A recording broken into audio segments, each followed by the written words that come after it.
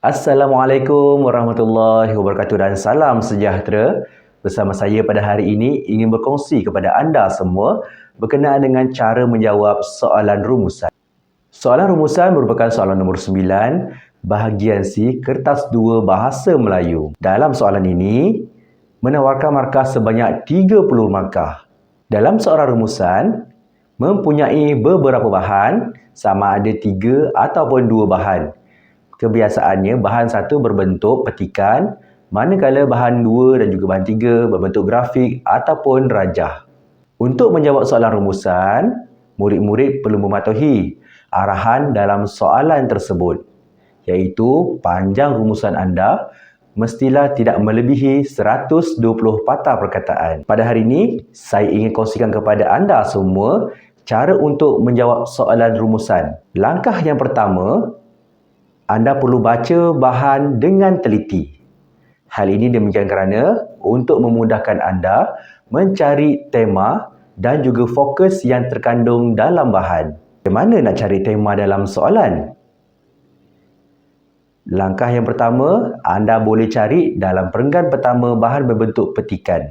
Pada kebiasaannya, perenggan pendahuluan akan menceritakan atau menerangkan sedikit berkenaan dengan tema dalam soalan. Cara yang kedua untuk mengenal pasti tema dalam soalan ialah anda boleh melihat tajuk pada sumber bahan berbentuk petikan itu dipetik.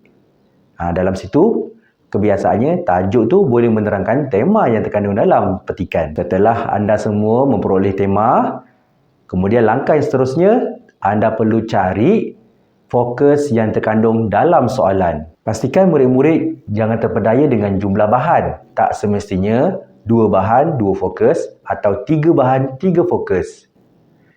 Anda perlu menganalisis kesemua bahan supaya anda dapat mengenal pasti jumlah fokus yang tepat. Bagaimana cara nak jadi fokus? Yang pertama, murid-murid boleh cari fokus dalam bahan berbentuk petikan dengan cara calon ataupun murid-murid perlu membaca petikan dengan teliti. Kemudian, lihat apakah idea yang hendak disampaikan dalam petikan tersebut. Biasaannya, idea ini akan dijelaskan dengan terang supaya murid-murid dapat mengenal pasti fokus dengan lebih mudah. Kalau tak jumpa juga, calon ataupun murid-murid boleh mengenal pasti kata kunci yang terkandung dalam petikan. Sekiranya masa tak jumpa lagi, apakah fokus yang terkandung dalam petikan?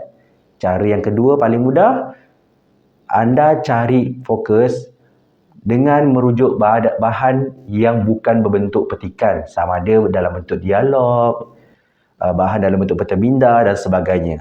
Setelah anda menemui fokus dalam bahan bukan bentuk petikan, contoh dalam bahan tersebut berkenaan dengan usaha mengatasi masalah buli di sekolah.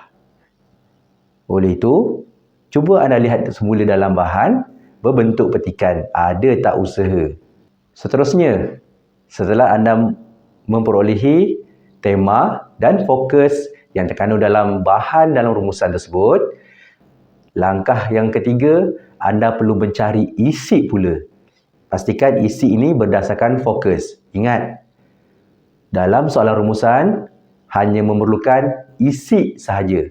Huraian isi, contoh tak perlu. Untuk memastikan supaya murid-murid ataupun calon-calon SPM yang bakal menjawab soalan SPM tidak lama lagi dapat markah yang sepatutnya, pastikan dari segi penulisan isi, anda ambil saja ayat isi yang penuh. Sekiranya dalam ayat tersebut mengandungi contoh yang terdapat dalam ayat tersebut, anda boleh gugurkan. Setelah anda dapat mencari isi berdasarkan fokus dalam kesemua bahan, cikgu sarankan kepada anda semua untuk membuat senarai berapakah jumlah isi yang anda peroleh berdasarkan fokus yang anda temui dalam setiap bahan. Hal ini dapat memudahkan anda untuk mengenal pasti bahan 1 ada berapa, bahan 2 ada berapa dan seterusnya. Kemudian, pilih 8 isi untuk anda gunakan bagi menulis rumusan anda. Tips tambahan, sekiranya anda mencari isi, pastikan anda menggunakan pen pelbagai warna. Contoh, 2 fokus, 2 warna. Hal ini untuk memudahkan anda supaya dapat mengenal pasti isi yang anda peroleh itu daripada fokus yang mana.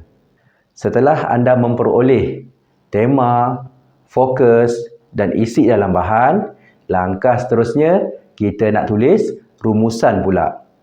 Untuk menulis rumusan, anda perlu menulis pendahuluan, isi untuk fokus pertama, isi fokus kedua atau fokus yang ketiga, kemudian kesimpulan. Jadi kalau ada 2 fokus, maknanya akan ada 4 perenggan. Kalau 3 fokus, 5 perenggan. Cara untuk menulis pendahuluan rumusan.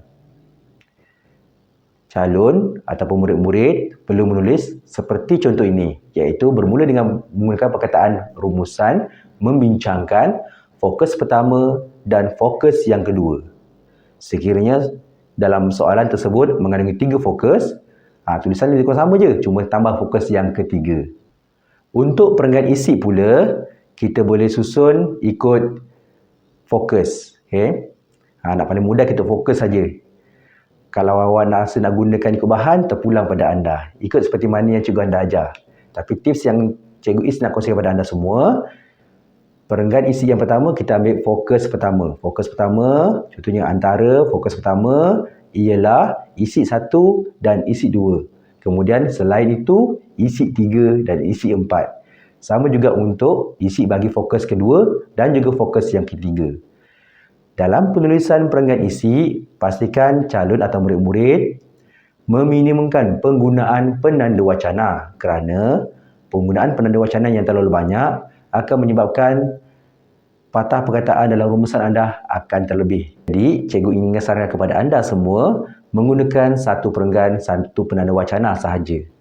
Yang terakhir iaitu perenggan kesimpulan.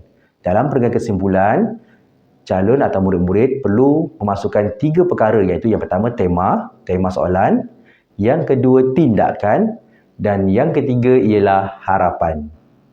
Contoh, tema berkenaan dengan denggi.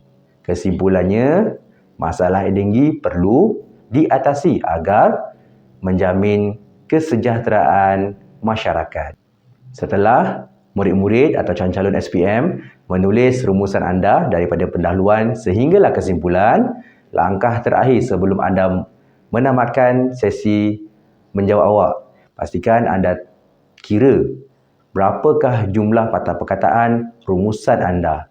Hal ini bertujuan untuk memudahkan cikgu ataupun pemeriksa kertas untuk untuk melihat berapakah jumlah patah perkataan yang telah anda tulis.